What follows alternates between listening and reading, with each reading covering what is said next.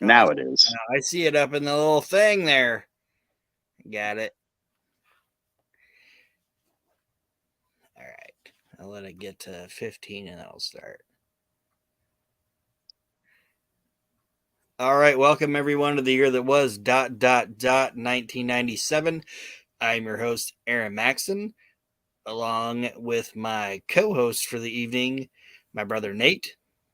Hello, everybody, and I am calling in by phone like Lee Marshall. So I'm going to hate you by the end of the night then. And I am also joined by Mr. Archie Mitchell. Archie will be joining us when he gets home. He's still at Target. Oh, I thought he was on the thing. No, he had to start the recording for us because my internet is screwed up, so I had to get on my phone. Okay, well, I don't know how the internets work, so I don't fully understand what's going on with this show, but we're gonna figure it out. Just do it like normal. Yeah. Okay. Well, we'll do it drunkenly and incoherently then. If you guys don't know what this show's about, or if this is your first time listening to it, what we're doing is we're chronologically going through the year of 1997 of professional wrestling with the major organizations, which at this point were WWF and WCW. We're discussing the Nitros and the Raw is Wars, and also the pay-per-views. So that being said, if you want to hear our input and thoughts of the entire year, go to the beginning of it. Like, don't listen to this show. Go all the way to the back. Go all the way back to episode 1 and listen to that. If you've been listening along, we just got out of WCW's last pay-per-view Bash at the Beach, and we are rolling into July 14th, 1997. So you ready for this, bro? Yep. All right. The first show we're going to discuss is WCW Nitro, like I said, from July 14th, 1997, and is emanating from Orlando, Florida. The show opens, excuse me, the show opens with Michael Buffer doing his gimmick. And have we discussed Michael Buffer Yeah. on the show? Yeah, we've talked about Buffer. Yeah. Like, I'm not going to hate on the guy. That dude made so much fucking money From a few words. from a few words, being aesthetically pleasing. You know what I mean? Mm-hmm. Like, I don't think it's lame to say, oh, that's a good looking dude on TV. You know what I mean? So, no hate on on Michael Buffer, but he's doing his gimmick. He's bringing us into Nitro, and he hypes the debut of the Nitro Girls. And Kimberly then introduces um, the individual Nitro Girls, and they dance. And they knew what they were doing They with the knew Nitro Girls. Eric Bischoff knew exactly what he was doing with the Nitro Girls. It was either, like, I was gonna say it was either him or Kevin Sullivan, but this is, in my opinion, probably not a Kevin Sullivan idea. This is an Eric Bischoff idea. Or Keith Mitchell. Yeah, it was totally a non. Why I say it's not Sullivan's idea? It's totally a non-wrestling person's idea. And I mean, you know, it's the principle of the Dallas Cowboys cheerleaders. and they all look good. They all, like, their dances weren't great, but it's hot chicks dancing in front of an 18 to 49-year-old male demographic crowd. So why wouldn't it work? Mm-hmm. So the Nitro Girls dance, and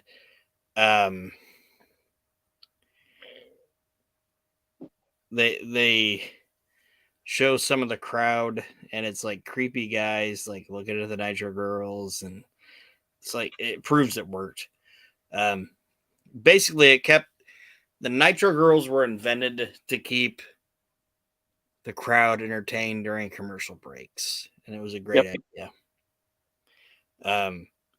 Then Tony, Larry, and Mike open up the show, and they discuss Bash at the Beach 1997 in the main event between the Giant and Lex Luger versus Dennis Rodman and Hulk Hogan, and they mention the fake Sting getting involved, and at this point they don't mention that it was a 7-foot Sting. Like, they don't mention, oh, we don't think that Sting was like, how do I say it? They don't think it was the real Sting, but they don't mention the fact that they don't think it was the real Sting because he was fucking 7 foot and he stepped over the ropes. Right. It was stupid. Like, fake Kevin Nash Sting was worse than Halloween Havoc Barry Windham Sting. Oh, much worse. Much worse. It's terrible. So that's how they're opening up the show, is the speculation of Sting being involved in that Bash at the Beach match. And then our opening match is Prince Iaukea versus who I'm going to assume was Jim Barnett's favorite wrestler in the 95-97 era, Alex Wright. Prince Iaukea tries to shake hands, but gets slapped instead. So they're advancing the storyline of Alex Wright turning heel. And then Iaukea fires up on Wright. And as the match is going on, the Giant comes out to a massive pop. Like, people were super into the Giant. He interrupts the match. He chokeslams the ref. Iaukea, Alex Wright runs away, and then he ends up choke slamming a bunch of security guards, and he cuts a promo on being pissed off at the NWO, especially Kevin Nash, and says that he's looking for Nash tonight. So they're building towards the Giant being upset with the NWO and wanting to put his targets on Kevin Nash.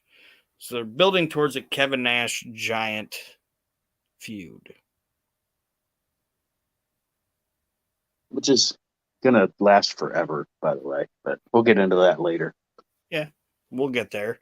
But the segment itself, I thought was honestly entertaining, and looking back at it, it's a natural feud for this Giant to want to face off against that Giant. You know what I mean? Yeah. Mm-hmm. So it's an attraction. It's an attraction match. It's an attraction match, and nothing wrong with it. And Giant chokeslamming everybody. The fucking crowd's into it. They're into Giant, and I've said a couple times that Luger and Giant together were pretty boring, but separately they're not bad. And honestly, the crowd's into both guys. So from a business aspect, I don't see anything wrong with it. The next match is Eddie Guerrero versus Chavo Guerrero. The story line with these guys is that Eddie is verbally and mentally abusing his nephew. These two kick off the match quickly, and the fans are really into it. Chavo hits a crazy dive to the floor and runs Eddie into the rail. Eddie ends up crouching Chavo on the top rope, and Chavo falls to the mat, and Eddie holds Chavo's head into the camera and says, "Say hello to Grandma." That's what he says. And Chavo later on gets the advantage and tried a frog splash, but Eddie got his knees up and then hits his own frog splash. And Eddie Guerrero wins that match. And post match, Eddie attacks Chavo, and then Gooker comes out and gets involved. I wrote Gooker. Should I clarify that? The gobbledygooker? Hector. Yeah. But Hector comes out. Every time Hector, is it wrong that every time Hector appears, I write Gooker? I don't know why. I mean, I know why, but it's like easier for me to write Gooker. But Eddie attacks Chavo after the match, and Hector Guerrero comes out and gets involved, and then he's like, that's your nephew, and he's trying to squabble the family feud, and Eddie ends up pushing Gooker on his ass and walking away. So they're telling a good story with Eddie and Chavo, and I'm not even saying that like as a joke. Like, it's actually one of the more entertaining feuds. Yeah. Well, and I mean, you consider the talent involved, so you're going to have good matches. You're going to have fun promos.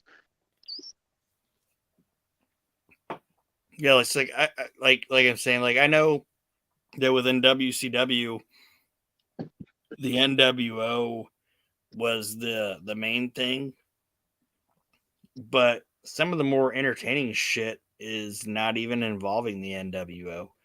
It's like it's the stuff Sullivan was booked, because Bischoff, from everything I understand, was booking all the NWO stuff, and then Sully was booking the shit that didn't involve that.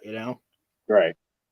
Just like the shit that's gonna happen in the middle of Nitro and on Saturday night and everything like that.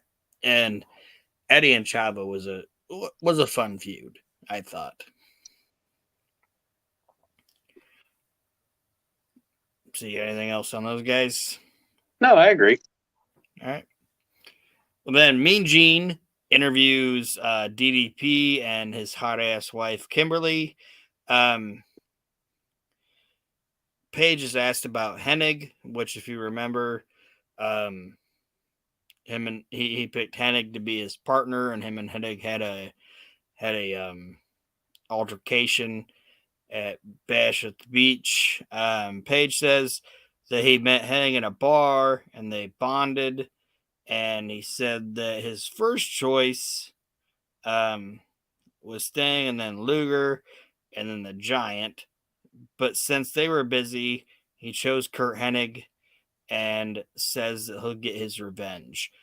So the seed they're setting, I don't think they established well enough going forward. Because I've watched a lot of shows, because when I get into watching this shit, I just start, I don't know how you are with watching like continuity, but I've already gotten, I'm almost done with 97 now, taking my notes. But they don't later on establish it enough. But in this promo, basically it's setting up that Kurt Hennig was like the fourth choice for DDP. Right. But they don't go back on it. And I think like the beginning of this was really good, but they don't tell a good enough story going forward in it. In my opinion. They don't finish it up properly. Yeah. Like when Kurt turned, he should have been like, that was your fourth fucking choice. Yeah. He's like, I'm Kurt fucking Hennig. And another good angle they could have done with it was, how did you feel when you said that the end? Because it's basically the same thing that DDP said about not wanting to join the NWO. Right. Remember that? Mm-hmm. Where he was like, oh, Nash and Hall, I helped you guys. And then you picked Hogan. Then you picked DiBiase. You know what I mean? Yeah. Yeah. It's like I think it was the initial idea, and they didn't do good enough with it, in my opinion. Then Mean Gene interviews Harlem Heat about their upcoming match with the Outsiders, but apparently it's going to be a non-title match. It's just a throwaway promo with Gene and the Harlem Heat. And then we get Buff Bagwell and Scott Norton with Vincent in their corner versus the Steiner brothers. The Wolfpack arrives and are with Conan. The match continues. It's a basic TV tag team match. Nothing special. They suplex the shit out of Norton and Bagwell, they being the Steiner brothers. And this brings out Chono and Muda, and they gang up on the Steiner brothers, but they end up getting the Steiners end up getting the NWO out of the ring, and the Steiner brothers win via DQ.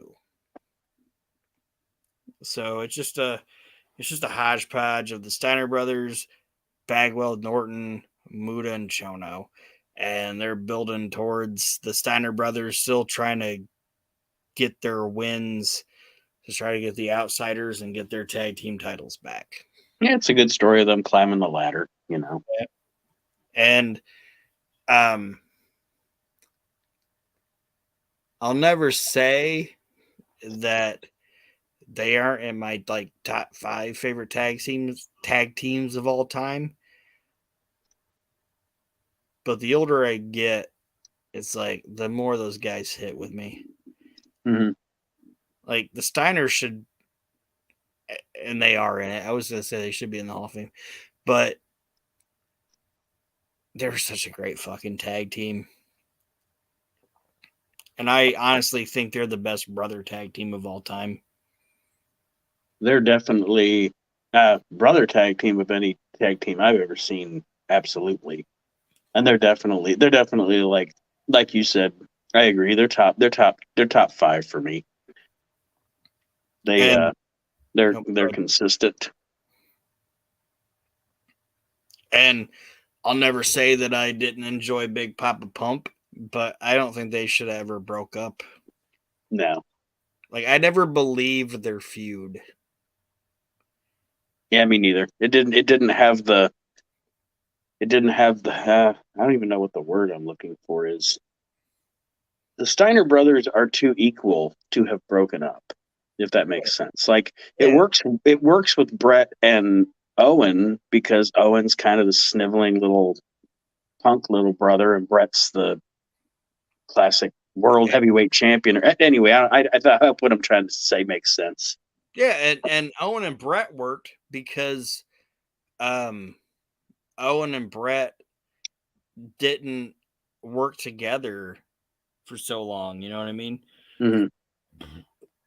Like Owen, like they never went there, but Owen could have been like, when I came in, you were so embarrassed by me. You put me, you told me I had to wear a mask and be the Blue Blazer. You know, like they never did that. You know what I mean? Right. But like when Scotty came in, Rick was like, "Oh, this is my brother. We're gonna be partners." Like everything they did together should have been together. Mm-hmm. But I don't know if that makes sense, but Yeah, I agree. I didn't like that they. I never liked that they broke them up. yeah. Which that's next year, so we're not going to talk too much about that. Um, well, then after that schmoz, they replay the Raven promo from Bash at the Beach, and then Mean Gene then attempts to interview Raven again, and Raven says the only announcement is that there isn't one. Because what they were talking about was Raven was going to have a Stevie Richards. Sorry, I'm talking all over the place. At Bash at the Beach, Stevie said that there was going to be a big announcement on Nitro, and his man Raven was going to let everybody know. And then Raven says again that the only announcement is that there isn't one. And Gene's like, "What's wrong with you?" Like he has no idea what's going on with Raven, and then ends up slapping Stevie around again, and that's how this segment ends. It's spinning its wheels at this point. It is, um, but they are doing a good. They're doing a good job of giving Raven like mystery or whatever, but and and I think Stevie and Raven had like good chemistry, but in WCW it wasn't working. Yeah, Yeah. Um. So then we roll into just a match, and it's Chris Benoit versus Mike Enos. Benoit cuts a promo and says he's ready to get back into Horseman business, basically saying that he's done fucking around with Kevin Sullivan and he's got woman now, and he's basically done with that aspect of his career, and now he's going to focus on doing whatever he can to support the Horsemen, and he ends up obviously beating Mike Enos by submission with the crippler crossface, and that's how that match ends. It those was guys those guys always worked good together. yeah, and it was just a way of resetting Benoit's career or Mm-hmm. story of saying like he's got done with Sullivan. It's no more of this like um soap opera storyline. He's just going to be back to being the kick-ass member of the group. Um, so it worked. The next match we get is actually pretty important, and um, well, not super important, but it's Super Calo versus La Parca with Sonny Ono as the manager. Um,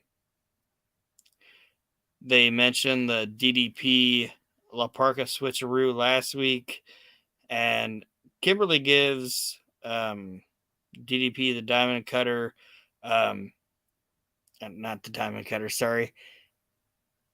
Kimberly gives edit this because I coughed a little bit. It's Super Calo versus La Parca with Sonny Ono. They mentioned the cool angle with DDP and La Parca, that switcheroo. Um,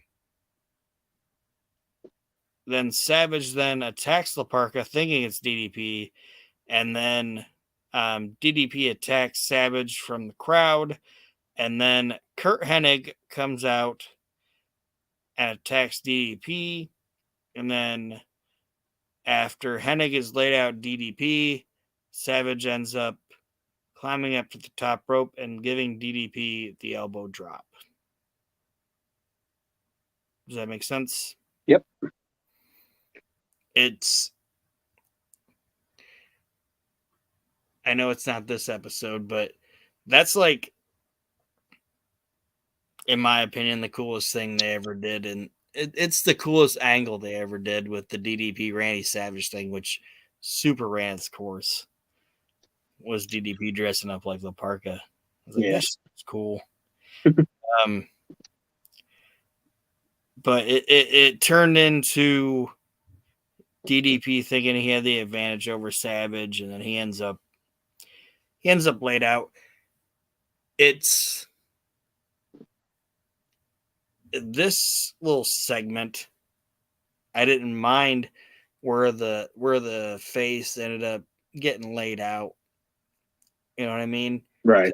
Because he still got somewhat of a thing over his last foe and this that, but it worked. In my It's like, and it did, but it's like I said last week. Like they let DDP and Savage go too long. It should have been over by now. yeah, But that WCW did that a lot. they did. It's like the NWO. I mean, this is I don't want to get too deep in the weeds, but to be honest, if when you go back and watch it now, the NWO started, well, technically when Scott Hall came in May of, or on Labor Day of '96, but it started. Let's say the kickoff was when Hogan turns at Bash at the Beach '96. It should have ended at Bash at the Beach '97. The NWO should have been a year-long angle. Yeah. Instead, it went on and on and on and on and on. Hogan versus Sting probably should have been the main event of Bash at the Beach '97. Yeah. But I digress. That's not what happened. So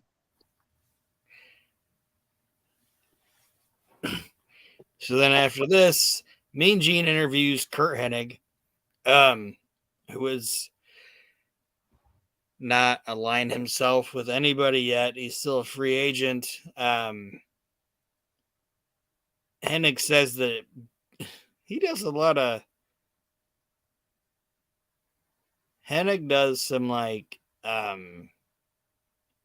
shoot, non-shoot shit. Like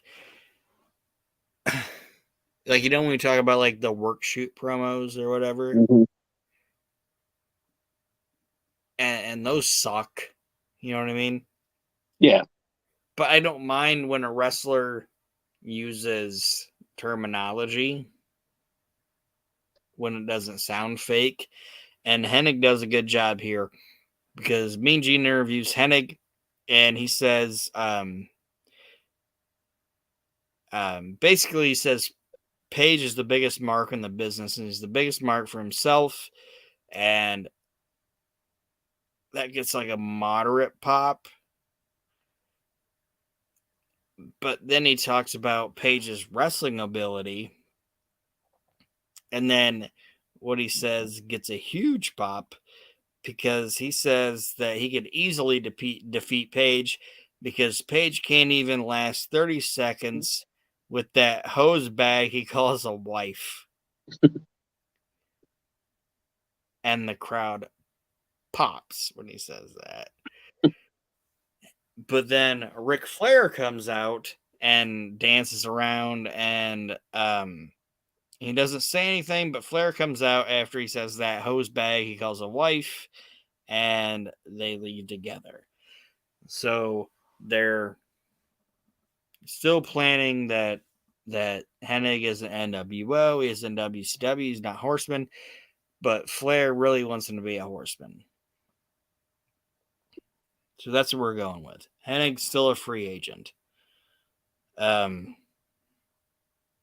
I thought the start of Hennig in WCW is really good and intriguing, but we'll get into it in subsequent episodes. I think it kind of really lost its luster, in my opinion.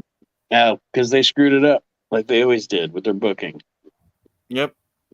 We'll get into it later, though. But yeah, Yes. definitely. So after that segment, we go to commercial, and after that, the NWO come out, and Nash is in a wheelchair, And then he denies being 7-foot Sting, which I know that's not what they called him, but that's what I'm calling it. And then he wants help standing up. So the other NWO members help him stand up to welcome Conan to the NWO, who is now branded K-Dog. And they mention that the Giant had to be escorted out of the arena because he was like breaking all kinds of restraining orders and this, that, and everything. And then the Wolfpack heads to the arena for their match against Harlem Heat. And then we roll into a street fight between Harlem Heat and Scott Hall, or Harlem Heat versus Scott Hall and Six Pac. Six and Booker T start the match. Booker's basically working the whole match. Stevie does end up getting involved, taking Six to the floor. Nash is taken out for a little bit.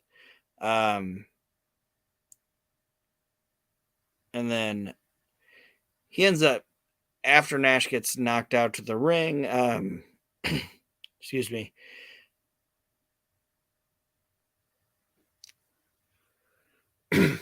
Sorry, I coughed. Nash was at ringside in the wheelchair. I should preface that. I didn't preface that. Basically, Nash is like doing the he's doing the Ron Wright. You know what I mean? Yeah. Just for this night, he's pretending to be in the wheelchair. Now I'm all crippled up. I can't do whatever. The only difference is he doesn't have a blanket. Oh, he did have a blanket. Oh, he did have a blanket. Yeah, you need a blanket. Anytime you're in a wheelchair, you need a blanket, which I don't understand. Like, if your legs don't work, how are they cold? But anyway, Nash was at ringside while Hall and Six were fighting the outside, or fighting the Hall of Heat, the Harlem Heat. So during the match, Nash gets up and decks Booker T, allowing Scott Hall to get the outsider's edge and defeating the Harlem Heat. So the winners of the match are Six Pac and Scott Hall, and that's how the match ended. I really clusterfucked that match. I'm sorry. The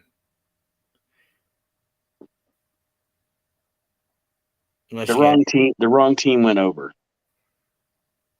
Yeah, Harlem Heat should have probably won.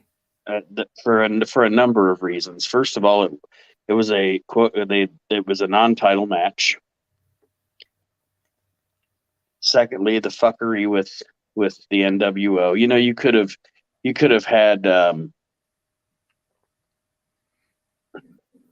don't know. The way to do it maybe would have been, all right, Kevin Nash is faking injury, because we know he's faking it. Kevin Nash is faking injury. Then Harlem Heat somehow beats Six and Scott Hall, and then Kevin Nash miraculously gets out of his wheelchair because you know what I'm saying. But anyway, yeah, like I know what you're saying. Like, a cool way would have been doing it, or a cool way of doing it, because what they were doing was, like, Nash was saying that he was hurt, so they couldn't defend the belts, right? So he was allowing Pac to take his place, and it would have been cool to have, like, Stevie or Book pin Six, and like do kind of like the Dusty deal, where like, oh, we're the tag champs, and right. then like next week let fucking Bischoff like big dick him or whatever, and be like, oh, you guys aren't the champs because you didn't pin him. You know what I mean? Mm-hmm. So I get what you're saying. That would have been cooler. You should have been booking WCW 97. The next match is ridiculous. Because guess what it is? I don't know. What is it? It's the Great Muta and Masa Chono versus the Public Enemy. Oh, filet mignon versus bologna. All right. Yes. I will say this though. When it was the match was short, but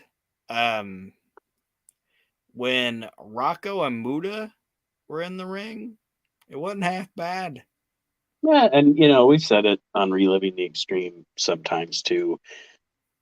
The Harlem Heat, we like to shit on the Harlem Heat because it was goofy, and especially outside of ECW, it didn't Public work. Enemy, not Harlem Heat. I'm sorry, but Public Enemy, Okay. it didn't work. It didn't work outside of ECW. But I will never. And Johnny Grunge was not a great pro wrestler, but I'll never take anything away from Ted Petty as a fucking wrestler. The guy was really good. Yeah, he lit it up with Moot. He lit it up with Moot a little bit here. But this gimmick was stupid outside of ECW. Yeah. But anyway. But like I said, Rocco and Muta, they do good together, and Muta ends up misting Johnny Grunge, and then Chono hits him with his mafia kick. Like he gets missed, and then he gets kicked right in his fucking fat head.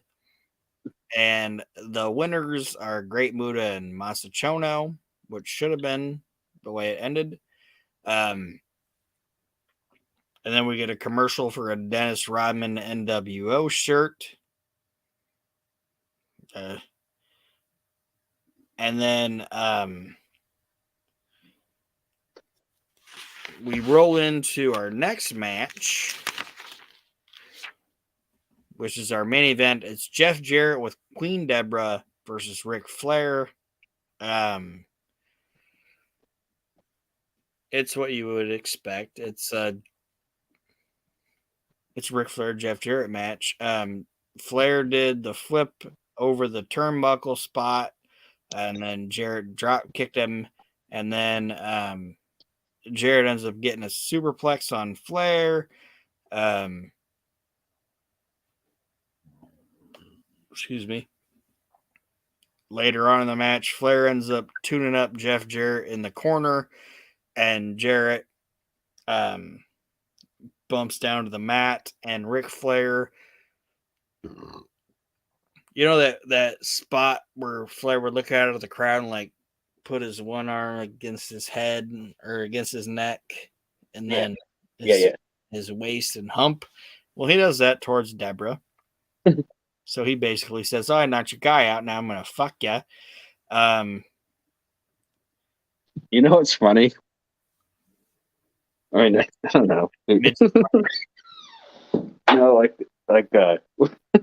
In hindsight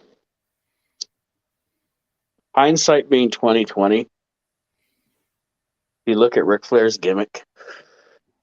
Like the reality of the situation is, Ric Flair's a disgusting human being. Oh, he's the worst. he's rapey. He is the worst. But he's just great. I know. I'm just saying, like, it's just funny to like look back on it now. It's like we were all like, "Woo!" and all, and it's like, look at this disgusting, lecherous man, this gross man. That if he was near you, if he was near my daughter, I'd knock his teeth out. Yeah, you're gross. And then, honestly, saying that when you get into real shit coming out, you know what I mean? Like, yeah, like shoot interviews and documentaries, and we're just gonna let the honest shit come out, and where they talk about like, oh, the best wrestlers were the wrestlers that amplified their character by 10. mm-hmm. When you look at that, it's like, guess what?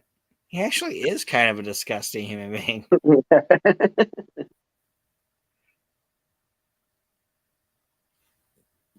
and You know what I mean? Like it's like, Yeah. oh, this guy like whipped his dick out way more than what he should have in real life. Like, and I'm a Ric Flair fan. He's in my top 3 or 4 favorite wrestlers and personalities of all time, but he was gross. They neglected his children. And not even that, just the shit that he's admitted to. It's like you're admitting to it.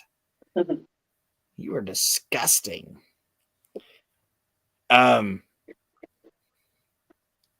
you have anything else on the disgusting Ric Flair before we No, go through the rest no. of the matches? There's only, this is the only match, and then after we're done with Nitro, if you don't mind, we'll take a break and I can smoke a cigarette. Is that all Okay. right? Yep. Because I don't smoke in my house. Um, but Jarrett and Flair are having their match, and there's a weird spot in this match where they cut away from the match and they do like a shot of Deborah where she's cutting a promo and the match is happening behind her, and um she's just going on and on and on about Mongo until Mongo ends up coming out and confronting Deborah, and then Mongo ends up attacking Jeff Jarrett, causing the disqualification, and then Mongo and Flair beat his ass until Jarrett runs away. So that's how the match ended. Was what it was. That's that. That's that. And then Mean Gene introduces Lex Luger to the crowd. And then Lex Luger discusses Bash at the Beach and then challenges Hollywood Hogan to face him at Road Wild. And then the NWO come out and surround Luger.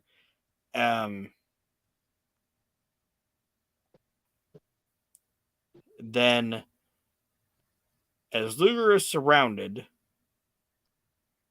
a Sting with a bushy wig comes out. It's a big bushy wig. Okay, it's ridiculous. And the NWO is like, oh, it's a bushy wig Sting. We're not worried about this. But guess what? It's Sting! It's real Sting. Which And doesn't make any sense. he faked him out. It doesn't make any sense. It doesn't make any sense because if they were going to send out a real or fake Sting, they would know that they were sending out a fake Sting, wouldn't they?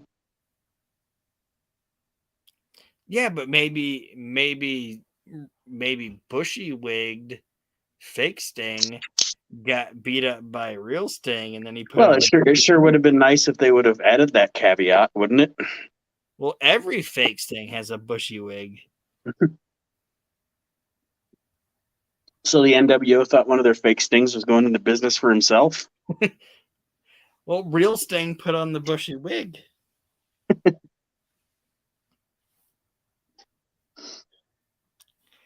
But either way, Yeah, the show ends with real Sting and all of the NWO running away because it's not bushy wing Sting.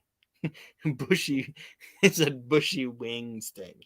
Bushy wigged Sting. So that's how the show ends. The end. I do like the fact, like I said, we'll take a break after this, but I do like the fact that when, like, the only thing that Eric Bischoff did right with the NWO, and the ending wasn't great when we get to Starcade, but the best thing the best thing and the only thing they did great with it was all of those guys just being petrified of Sting. Yeah. I think it's fucking great shit, in my opinion.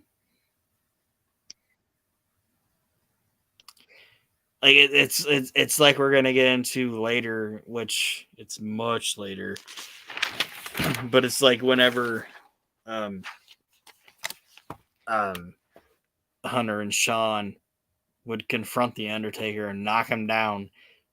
And they'd be like, "Yeah, we knocked him down," but the minute he sat up, he just, "Oh fuck, we gotta get Yeah. away." It's shit. So if you're good with taking a break for a Sure. couple minutes, That's cool. like 5 minutes, Okay. all right, then we'll talk about Raw, and then we'll be done. Okay. All right.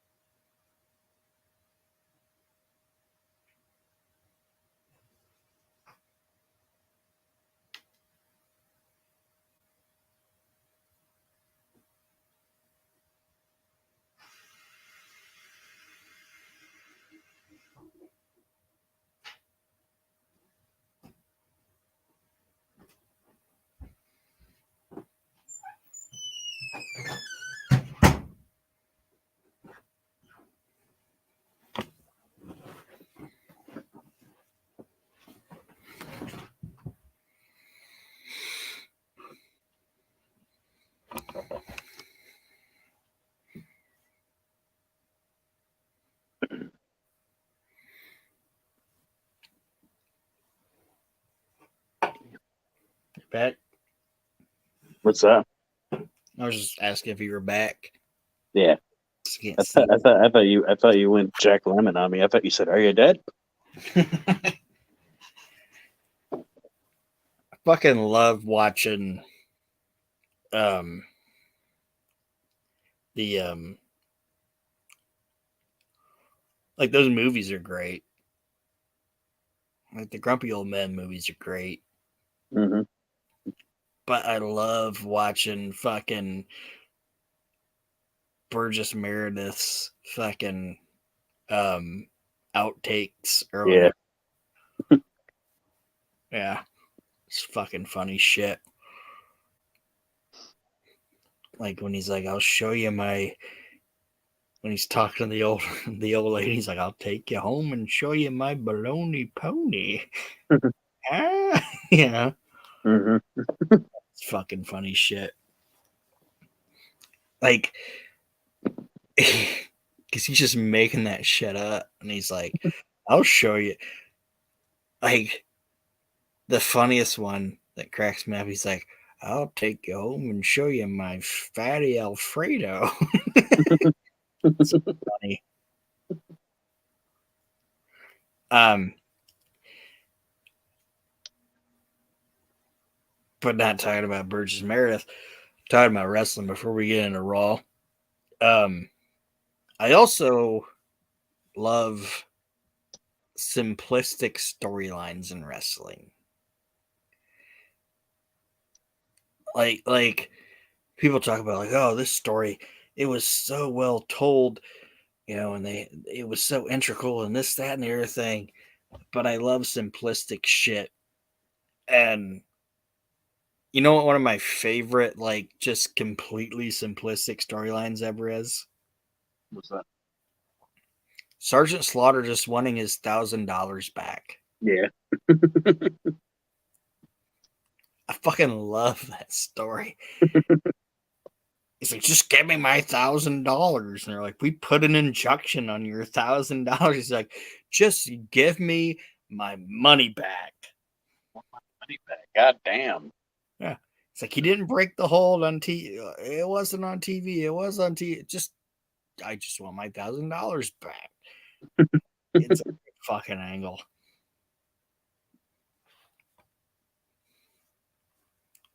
Random, I know, but I fucking love it.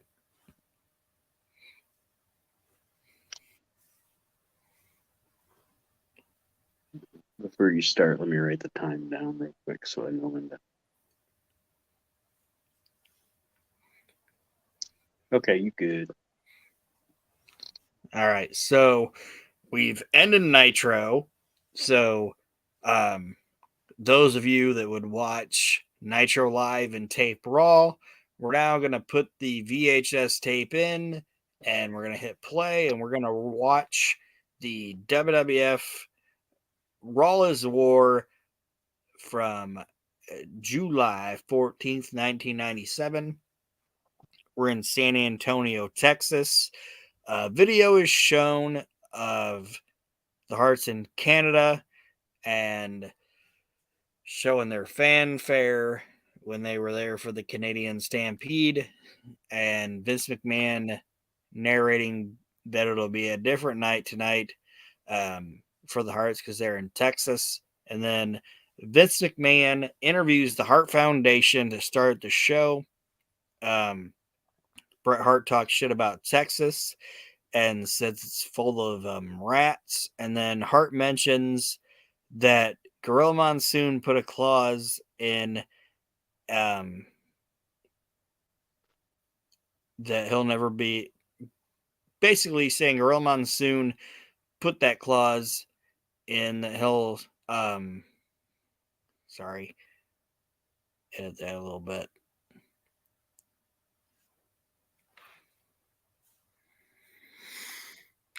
Sorry. We good? Mm-hmm. All right. Vince McMahon interviews the Hart Foundation, and Brett talks shit about Texas, and then says that Texas is full of rats, and Hart mentions that him saying coming up at SummerSlam, if you remember, he mentioned that if he didn't beat um, Taker for the belt, that he'd never wrestle in America again. Remember that? Correct. He says that he was just talking shit, like he didn't mean it. But Gorilla Monsoon took him at his word and put that in the contract. Um, then Vince interviews Owen Hart next about Steve Austin and says that if Owen talks about Austin and says that Austin will have to kiss his ass if he can't win because Austin mentioned that. And then Bulldog says that if he loses to Ken Shamrock at SummerSlam, he'll eat dog food. And then Pillman cuts a promo um, about Gold Dust because they're going to have a match. And Pillman's promo is actually pretty interesting because he cuts a promo about saying that if he loses, he'll wear a dress, okay? And why Pillman's promo is interesting is guess who he's not he talks about Dustin, okay? But it's funny what he says. He brings up Dusty, okay? Mm-hmm. Talking about Dustin. And do you remember this promo? If you don't, it's fine. Not specifically, no. But Pillman brings up Dusty and says that he really likes Dusty's style of abuse and neglect and feeding his own ego and his fat face, and stating that Dusty feeding his own ego and his fat face has turned his son into a drag queen, and says that if he can't beat Dusty's drag queen son, he'll wrestle in a dress.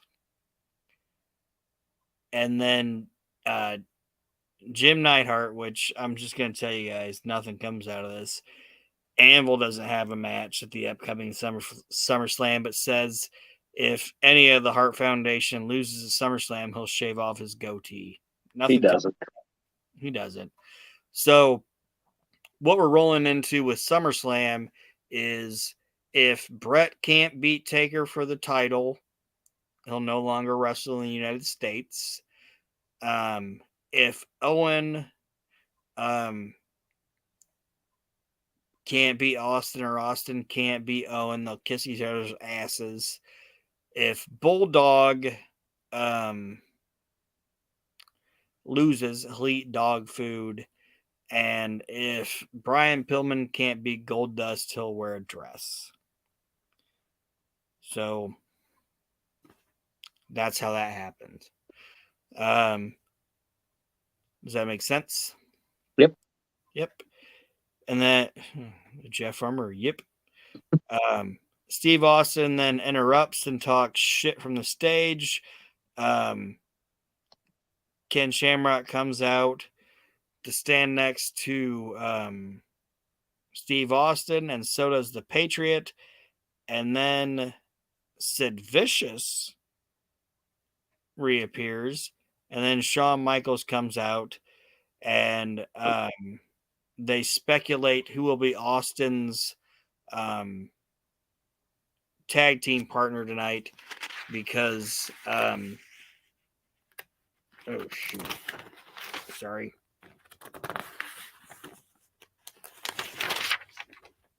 Because we're gonna have a tag team title match with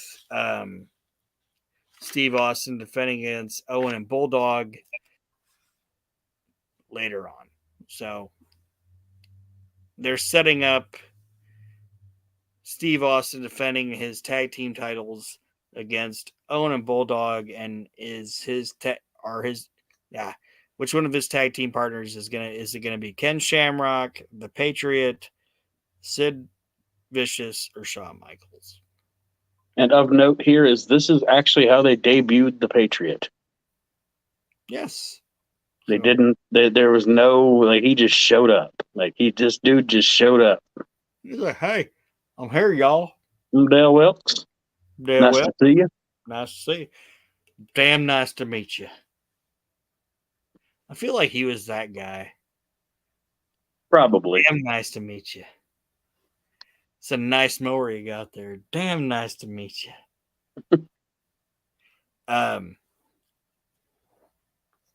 So the opening match is Jerry the King Lawler and Brian Christopher versus the Pussy Family. Scott and Ivan Pussy. Ivan, that's a joke. If you guys don't know, during one of our We Can't Wrestle podcast shows of the PWI 500, Nate incorrectly named Ivan Pussy. But anyway, it's Jerry Lawler and Brian Christopher versus Scott and Ivan Putski. Putski comes out and sings Melody of Love, which makes sense because he was over in Texas. And then as he's singing Melody of Love, Lawler and Christopher attack him from behind. Jerry Lawler ends up getting a pile driver, but Christopher wants to tag in. And Lawler obviously tags his son in, which we don't know is his son at this. Well, we know it's his son, but we don't know it's his son at this point. And he That's not my dad. That's not my dad. Anyway. Yeah. He misses the leg drop. And as the match goes on, Brian Christopher ends up kicking Jerry Lawler by mistake. Then Ivan tags in and gets the Polish hammer on Jerry Lawler. And 1, 2, 3, the Polish hammer, Ivan Putski, beats Jerry Lawler, and the Putski family wins. So it was two dads going, we don't either one. We like knowing, hey, either one of our kids could get over, so we'll just let the one old guy pin the old guy. You know what I mean? Yeah, and the right team went over. It was good to put, it's San Antonio, put old Ivan over. I mean, say what you will about his in-ring ability, but in his time was the 1970s and the WWF or Texas or whatever. You didn't, you know what I'm saying? Like I can give him credit for the fact that he had charisma. He was over. Yeah, I'm not gonna knock Ivan. That dude had charisma. I'm not going to sit down and watch a bunch of Ivan Putski matches, but I can recognize why he was over in the time he was over. Yeah, and that's what I'm saying. Like, I mean, shit, I'm not going to sit down and watch a bunch of Lou Thez matches, Yeah, but I'm not even saying that. Like, how do I say it? Like, bell to bell, probably not something I want to watch because that's not the wrestling style that I want to watch. But his charisma, it's good shit. There's no difference between him doing the singing like the melody of my love song, that he did. Mm-hmm. There's no difference between that and Road Dogg spiel. Right. It's all crowd work. Mm-hmm. It's just different. It's just a different time. You know what I mean? It's no different. Him doing Melody of Love is no different than Scott Hall going, "Did you come to see WCW or the NWO?" You know what I mean? Mm-hmm. It's just a different era. So not knocking Ivan Pussy. Good talent. Just saying. Then we get a recap of the Austin Mankind problems from last week. Didn't mean to jump you unless you had anything else to say on Putski. Nope, we're good. And so we get a recap, like I said, we get a recap of the Austin Mankind problems from last week. And that was Mankind wanting to be Austin's partner, and Austin doesn't want anything to do with him. And then Paul Bearer cuts a promo about Kane and that the Undertaker should fear Kane, and says he's got proof next week that Kane is still alive. So Bearer's still putting on that thing against the Undertaker, basically saying Kane's alive and everything Undertaker has said is a lie and this, that, and the other thing. So that's how that is. And then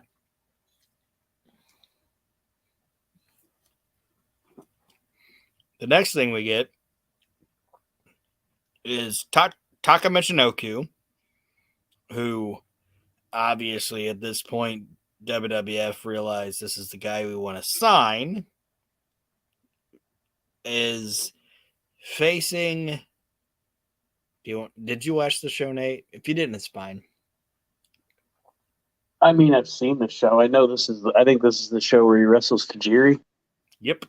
Yeah. I just meant in general. Did you watch the show before we did this? If you didn't, it's Not before we did this, no. But I've probably seen it 100 times. So yes.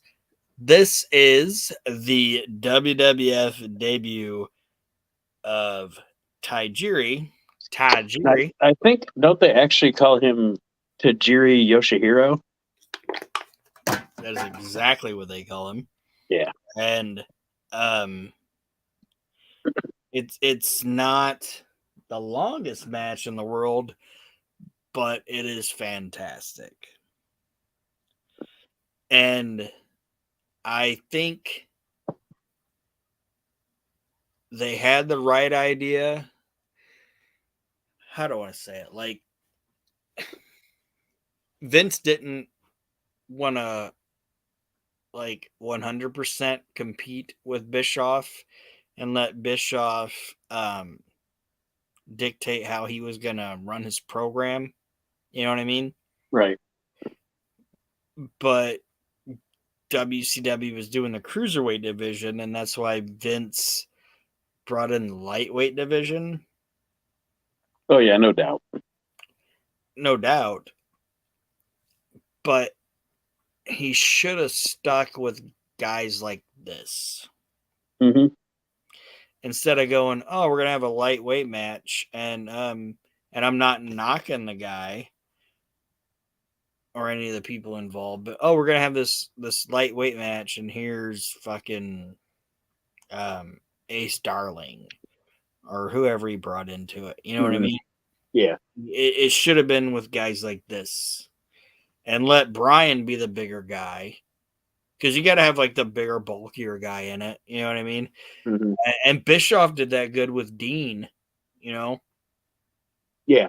Like Dean wasn't the high flyer in it. He was the ground and pound guy.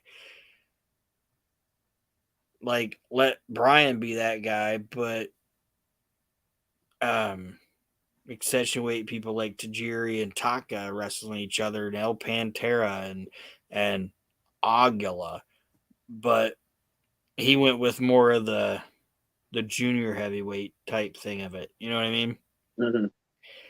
Like when I meant don't knock the guy. Like his lightweight tournament had Bobby Fulton in it. Right. I'm not knocking Bobby Fulton. Bobby Fulton's fan. I almost made a fucking stupid slip there. I was like, oh, Bobby Fulton was fantastic. Well, obviously. and they brought Tommy Rogers in, which was cool. Was seeing Tommy Rogers on Raw, but I think it would have been better if he would have just, and I think it would have had more longevity if he would have just went with more guys like this. Yeah. And given him more time. But Tajiri faces Taka Michinoku. Taka Michinoku ends up hitting a big dive onto Tajiri on the outside. It's going back and forth. Taka hits he has a Dragon Moonsault on Tajiri, and then Taka ends up hitting the Michinoku driver number 2 on Tajiri to win the match. And it was quick and sudden, but entertaining. And not something that at the time you normally saw in the WWF. So it was entertaining.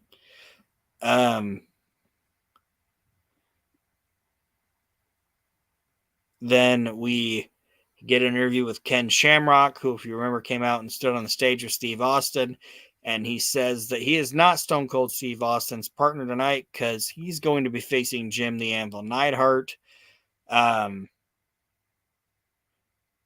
then they show footage of the Los Boricuas showing up in their lowrider with a bunch of BMWs, which is big Mexican women.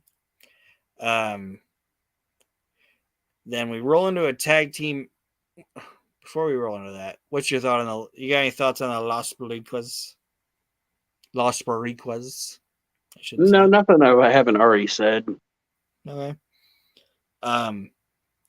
So we roll into a match between the Headbangers and the Los Boricuas, and they're going to be represented by Miguel and Jesus. And during the match, there's no notes on this match. Sorry. Miguel reverses a powerbomb into a roll up, and Miguel and Jesus win. And then post match, the Disciples of Apocalypse attack the Boricuas. That's how that happened. All right. Yeah, at this point, this is the most boring shit in the company, so there's nothing really to discuss about it. And I mean, I'm not even shitting on any of the guys. It's boring. Yeah, and it's I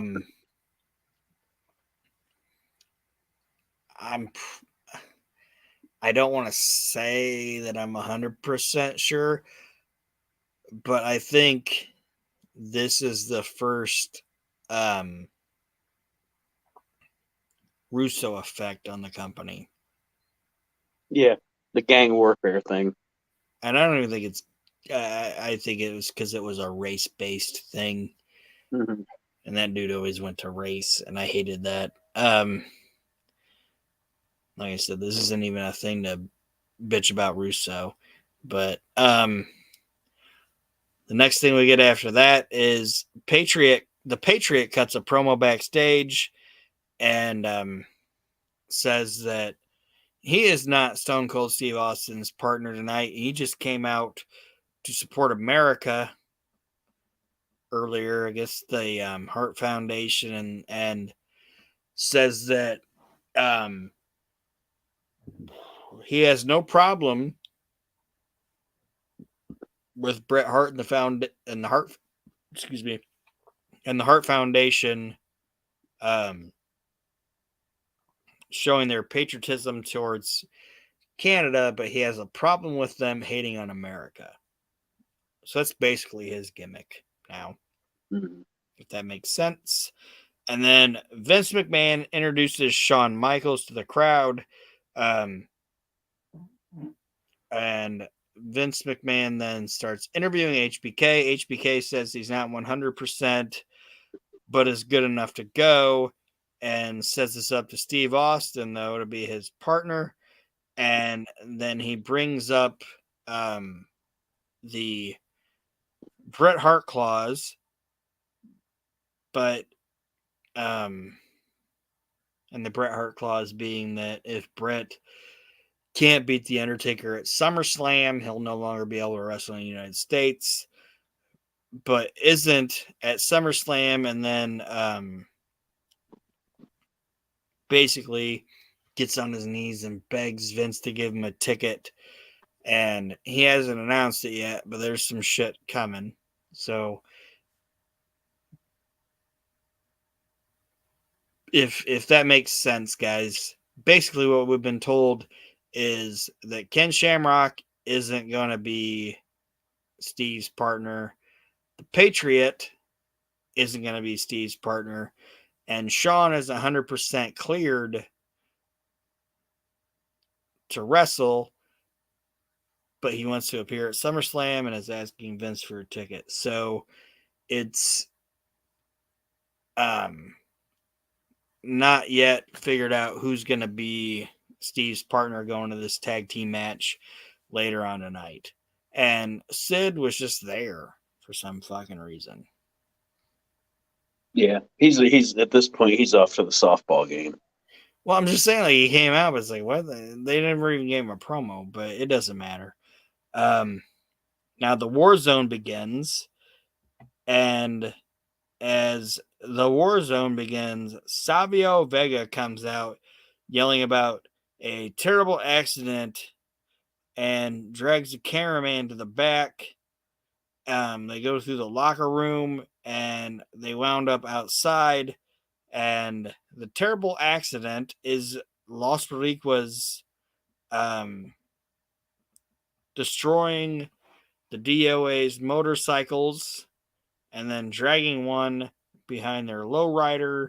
And the DOA come out and see all that's happening, and then the factions brawl. Yeah, move on. This is boring. Lawler checks in on play-by-play, and then you get my show is boring or this angle. No, that's the DOA.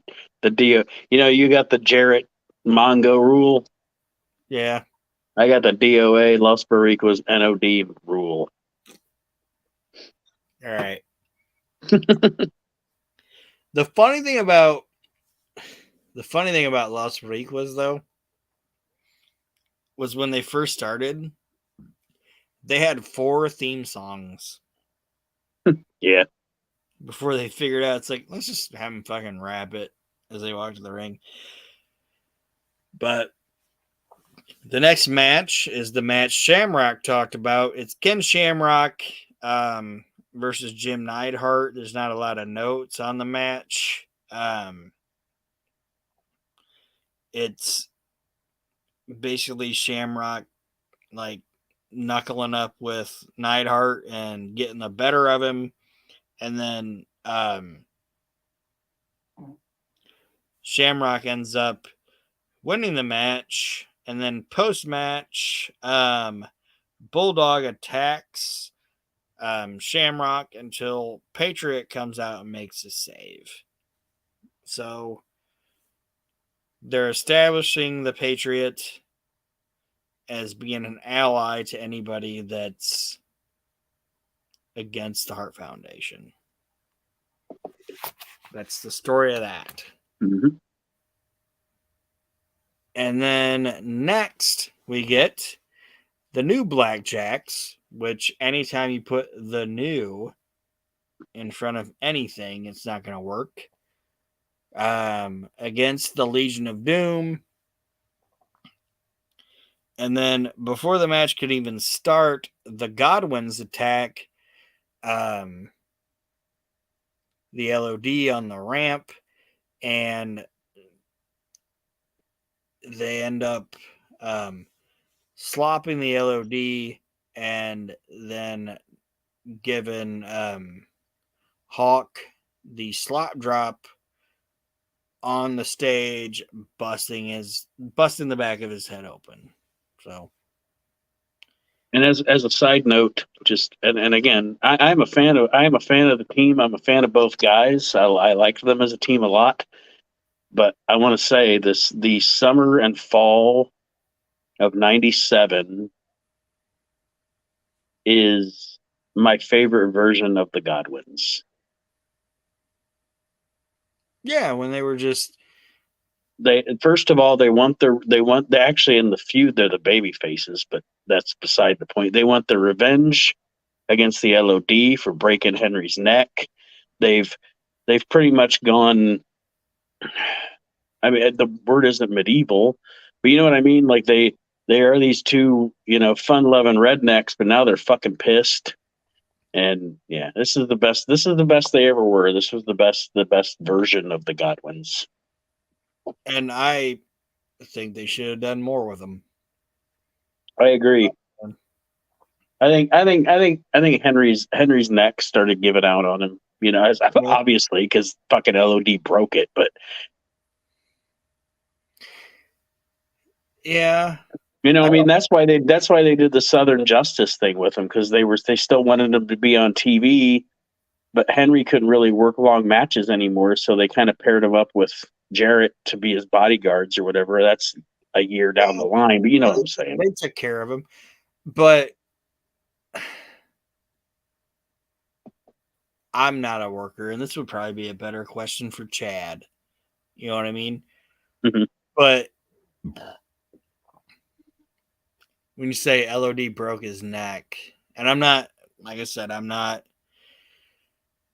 saying whatever. Yeah, I know what you're gonna say.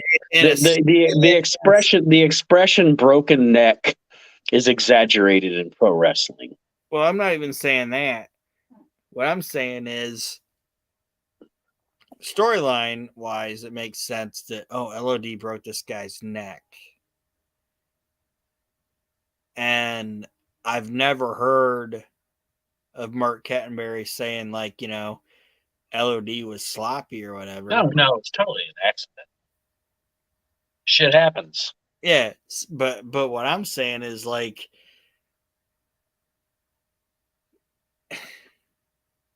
I don't think in that move it's the guy giving it. I think it's the guy taking it. Mm-hmm. You know what I mean? Because Hawk's just up here hitting you. It's it's up to you how you fall. Right.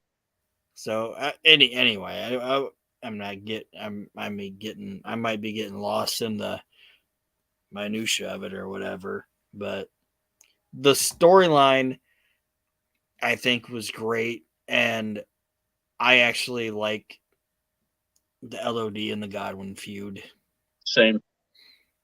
Even though I think both teams were underutilized at this time, their feud was good. Mm-hmm. So we've extended that feud longer, which I'm fine with. And then the next match we get is Vader. I totally wrote this down like WCW writing, but I wrote Too Cold Scorpio versus Big Van Vader, which is actually Flash Funk versus Vader. And these two were having a really good match, which why wouldn't they? And then Vader ends up catching Flash Funk with a power bomb, and that's how the match ends. And Vader, after the match, gives Funk the Vader bomb, and it was basically keeping Vader on the show, and just it was a squash match in the middle of all this shit. Right. And obviously these two are going to work well together because Vader was pretty integral in getting Scorp into the business, and it's two great workers. They're buddies and good workers, and you're gonna have a good match. Yep. And afterwards, they probably smoked a bowl. It's time. It's time. And then Steve Austin cuts a promo about not caring who is involved in his not caring who his tag team partner is, doesn't even want one, doesn't give a shit, and then he'll just wrestle Bulldog and Owen and walk out as a tag team champion. So Austin's basically saying he can defend the titles himself. And then we roll into our main event, which is one of my favorite main events ever. It's the British Bulldog and Owen Hart versus Steve Austin and question mark for the WWF Tag Team Championships. Austin jumpstarts the match with no tag team partner. Austin is handling himself for the first few, but ends up getting knocked down. And Owen and Bulldog end up double teaming Steve. And then they're questioning who's going to be Steve Austin's partner. He can't defend against both Owen and Bulldog. And right before we go to commercial break, Nate, guess what we see? We see a pair of white boots. We see a pair of white boots with some boogie woogie music. Some boogie woogie music. And oh my goodness, is it Jimmy Valiant? God, I hope not. So does Steve. So we go to commercial, and when we come back, Bulldog and Owen continue to double up on Austin. Austin knocks Owen and Bulldog out of the ring. And then we get the debut of a tie-dyed, bandanaed Mick Foley, who is proclaiming himself to be Dude Love on the screen. And then he boogies down to the ring, and Steve Austin is like, what the fuck is going on? And Austin ends up hitting the stunner on Davey, and then the dude pins Bulldog. So the winners of the match are Dude Love and Steve Austin, the new tag team champions. And Austin is still perplexed, but ends up handing Dude one of the tag team championships. And then post-match, a bunch of ladies jump into the ring and grope Dude. And Austin gives his sign of approval to Dude Love once again. And that's how the show ends. So your new WWF Tag Team Champions are Stone Cold Steve Austin and Dude Love. And I have a bit to say on this. That's fine, because I didn't probably not explain it well enough. First of all, I want to say the beauty of this. There are two things I want to say. First of all, is the beauty of this is, and I think it's something that gets, not ignored, but not mentioned enough, is in reality, Mick Foley is a hardcore badass, right? Yeah. And for weeks, Steve Austin's been running him down, and no, I don't want Mankind. You're pathetic, and blah blah blah. And everybody's scared of Steve Austin because he's this badass son of a bitch. The beauty of this is that Mick has channeled the goofiest of his persons, the goofiest of his incarnations, but he's still a badass, and here's why. Because in the face of Stone Cold Steve Austin, he's willing to call him Steve-O. Okay? Like, I'm not scared of you. I'm not scared of your bullying. I want to be your partner, and you're going to accept it, Steve-O. So there's the first thing. Secondly, and I'm going to go on a limb, and I'm going to say a big statement. I wasn't alive in 1972, so I don't want to talk about Bruno Sammartino. From my perspective, and all the wrestling that I've watched, the debut of Dude Love on Monday Night Raw is one of the top 10 moments in WWF history. Oh, yeah. No lie. and we're gonna get to it later, but he has another debut that I'd put in the top 15. Yeah, yeah. And It's the good fucking TV. yeah, and what you were saying, like where like he was like Steve's like this badass guy, you know, and he didn't like mankind and he didn't like Mick and all that, you know. But it's kind of like he's the dude meister. You know what I mean? And it was like Austin's character was just like, this fucking guy's ridiculous. You know what I mean? Yeah. Like I can't beat this guy up. Does that make sense? Oh yeah, yeah. Like it's a great moment for Mick, and it's a great moment for Steve because it's finally Steve pretty much accepting someone. Like, all Yeah, right, he is respecting Mick Foley's perseverance. Like Jesus yeah. Christ, I can't get rid of this son of a I bitch, so I might as can't well get just rid of accept this it. guy. I can't get rid of this guy. So he's decided to be this fucking goofball. Like when you brought up Bruno San Martino, you know what I thought you were gonna say? What? I thought you were gonna say this would be like the equivalent of like Bruno San Martino being out there.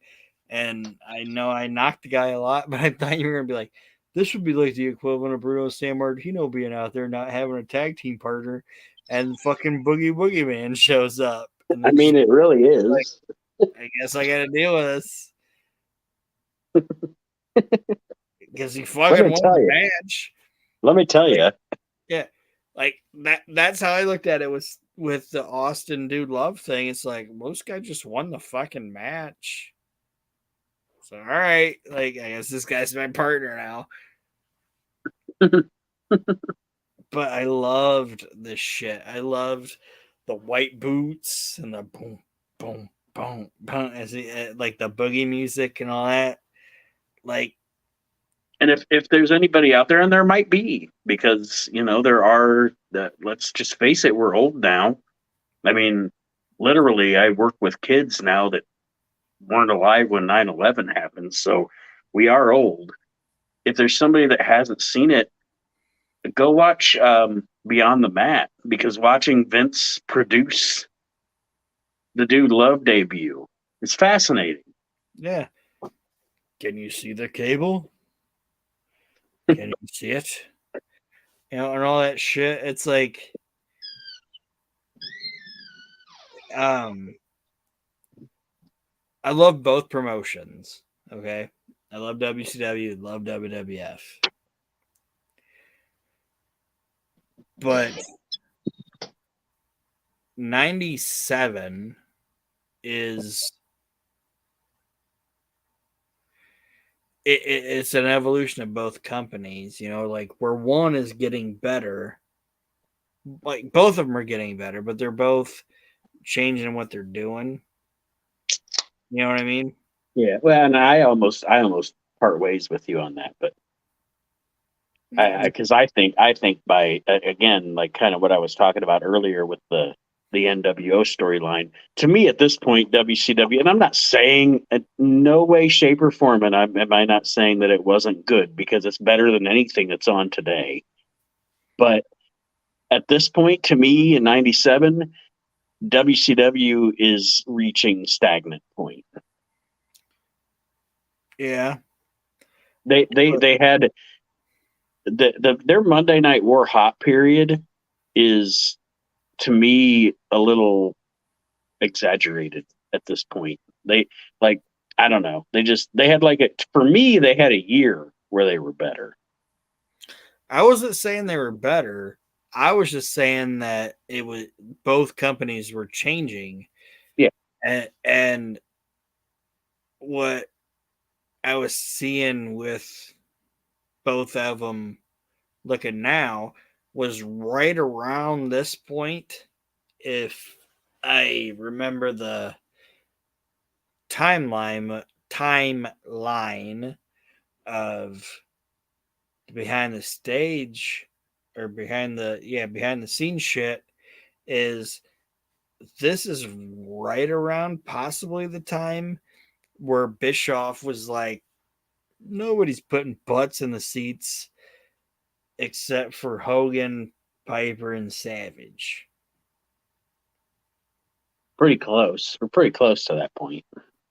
And that is when he hit the wall. And Vince is like, I shouldn't even say Vince. Jim Ross is in Vince's ear saying, we got Steve Austin, we got Mick. He's a multi-faceted performer. We got Taker, we got this guy, we got that guy. You know what I mean? Like Bischoff almost became Vince at this point. Yeah. Where I can only go with the guys that I know, and these are the guys that make me money. And Vince was over here being like, I got nobody that makes me money. And Jim Ross was like, you got this guy, you got that guy, you got this guy, you got that guy. It's all about potential. Yeah. We're super rolling into the shit flipping. And we're gonna get there here. And I don't want to cut your show off, but my phone's about to die, so we should probably wrap it up. That's okay. But like I said, both of these shows were okay. In this week, I think WWF obviously beat WCW in significance and storyline. Like I said, both shows were good, and I want to thank you guys for listening. And I appreciate it, Nate. I want to thank you for listening along when I babbled through all of this. And next week we'll be discussing, obviously, the next week's WWF Raw is War and WCW Nitro. And if you're not listening to any of the other shows, you should be. Especially listen to the We Can't Wrestle podcast and Reliving the Extreme with myself, Nate, and Chad Austin. So thank you guys for listening. I appreciate it. And good night.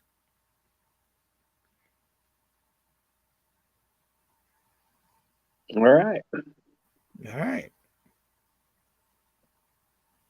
Yeah, my phone's about to be stone cold dead. Cold Stone.